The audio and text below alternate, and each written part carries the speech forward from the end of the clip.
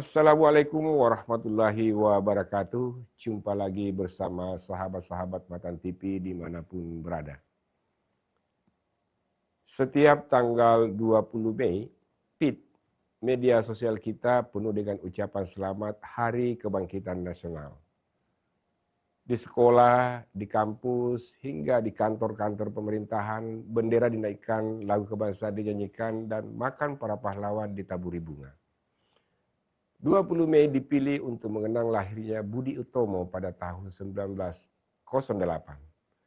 Inilah titik balik krusial ketika perjuangan bangsa kita berubah dari yang tadinya hanya bersifat kedaerahan, berevolusi menjadi kesadaran satu identitas kebangsaan. Tapi 100 tahun kemudian, di masa kita yang sekarang sudah bersatu ini, masih perlukah Hari Kebangkitan Nasional diperingati? Apakah semangat kebangkitan itu masih benar-benar nyata di tengah kehidupan berbangsa kita saat ini? Sahabat Matan TV, kita hidup di masa ketika simbol-simbol kebangsaan terus-menerus diulang, tetapi substansi kebangsaannya sangat-sangat rapuh. Coba kita lihat realitas di sekitar kita. Di tengah pidato-pidato berapi-api tentang keadilan dan kesejahteraan, kita masih sering menyaksikan lingkaran elit yang tampak begitu tuli terhadap keluh kesah dan suara publik. Kita bicara soal masa depan, tapi angka kekerasan di kalangan remaja semakin hari semakin mencemaskan.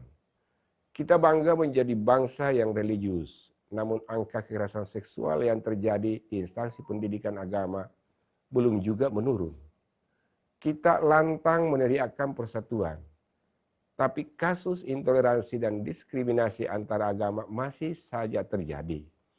Semua ini adalah tamparan keras, sebuah bukti bahwa hidup bersama sebagai satu bangsa ternyata adalah pelajaran yang belum selesai kita tamatkan. Karena itu, memperingati Hari Kebangkitan Nasional sebetulnya masih perlu, tapi ada syaratnya.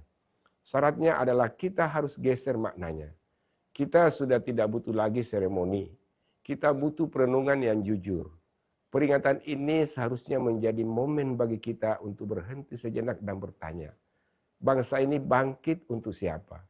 Bangsa ini bangkit dari apa?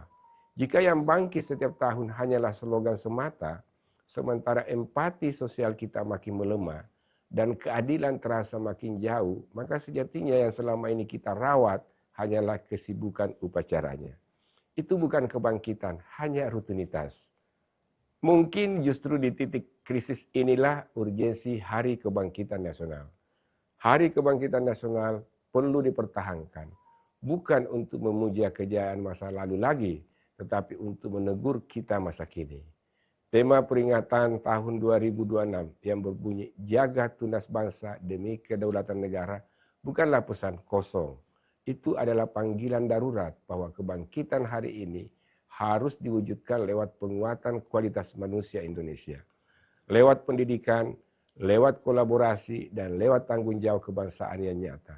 Sebab pada akhirnya bangsa yang benar-benar bangkit bukanlah bangsa yang paling pandai mengenal sejarah. Bangsa yang bangkit adalah bangsa yang berani menatap cermin dan mengkoreksi dirinya sendiri. Demikian, semoga bermanfaat bagi kita semua. Wassalamualaikum warahmatullahi wabarakatuh.